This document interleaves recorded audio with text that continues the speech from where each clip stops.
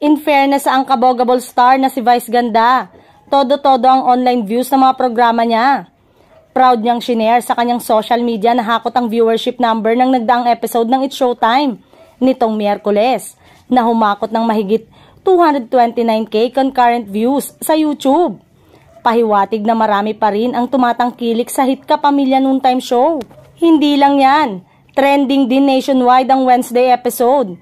Nag-number 1 pa nga sa X dating Twitter ang semifinals tapatan ng Tawag ng Tanghalan Season 7 habang usap-usapan pa rin ang segment nitong Especially For You.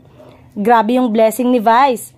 Kahit anong pagsubok ang dumadating sa kanila, hindi pa rin natitinag ang show na to.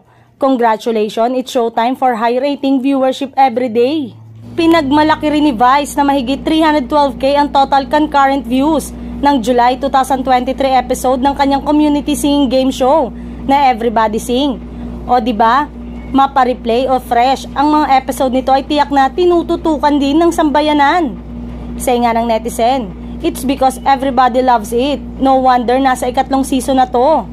Sabi nga ni Vice, tsyug-tsyug ang mga kaganapang ito at hindi may tatanggi na siya pa rin ang kabogable star, mapa TV man o online.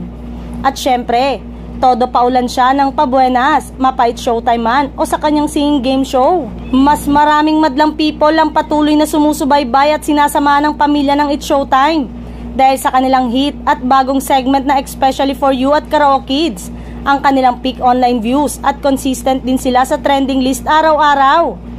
Umaapaw nga ang positive feedback na natatanggap ng programa sa parehas nitong bagong segment. Bukod naman sa kinagigiliwang bagong segment, inaabangan na rin ng madlang people ang bagong kampiyon ng kanilang makikilala sa susunod na linggo.